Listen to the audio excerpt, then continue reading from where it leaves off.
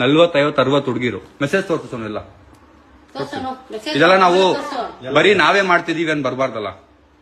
ಇದೆಲ್ಲ ಏನಕ್ಕೆ ಬರ್ಬೇಕು ಅಂದ್ರೆ ಎಷ್ಟು ಜನರಿಗೆ ಮಾಡಿರೋದು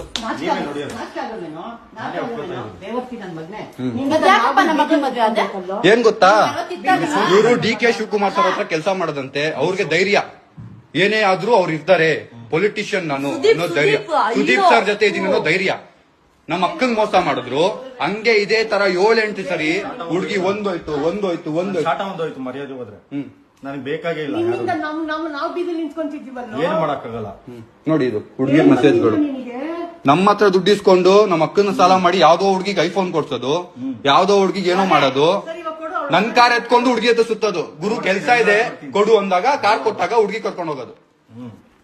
ಸರಿ ಒಡೆ ತಗೊಂಡಲ್ಲ ಮನೆ ಏನಪ್ಪ ಮಾಡಿದೆ, ನಮ್ಮ ಮಗಳ ತಾಳಿ ಎಲ್ಲ ತಗೊಂಡಲ್ಲ ಕಳ್ಸಿದೀನಿ, ಎಲ್ಲ ಸ್ಕ್ರೀನ್ ಶಾಟ್ ಯಾರ್ಯಾರು ಕಳ್ಸಿದೀನಿ ಅಂತ. 1 ರೂಪಾಯಿನೂ ಇಲ್ಲ, ಎಲ್ಲರಿಗೂ ಕಳ್ಸಿದೀನಿ. ಶಾಟ ಕಿತ್ತಕ್ ತಗೊಂಡ ನನ್ನ ಮಗಳದ್ದು ಬೇಕಾಗಿತ್ತು ನಿನ್ಗೆ.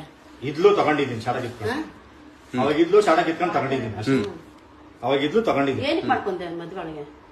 ಮದ್ವೆ ಏನಕ್ಕೆ ಮಾಡ್ಕೊಂಡು ಮೋಸ ಮಾಡೋದು? 1 ಅಲ್ಲ 2 ಅಲ್ಲ 3 ಅಲ್ಲ. ಅಲ್ಲ ಏನಕ್ಕೆ ಮಾಡ್ಕೊಂಡೆ ನನ್ನ ಮಗಳ ಮದ್ವೆ? ಏನಕ್ಕೆ ಯಾರು ಕೇಳಲ್ಲ ಅಂತನಾ? ಹಾ ಹೇಳ್ತೀವಿ, ನೀನ್ ದುಡಿಯಲ್ವಾ? ದುಡ್ಡುಗೋಸ್ಕರ ಮಾಡ್ಕೊಂಡಿದ್ದು. ನೀನ್ ದುಡಿಯಲ್ವಪ್ಪ? ದುಡ್ಡುಗೋಸ್ಕರ ಮಾಡ್ಕೊಂಡು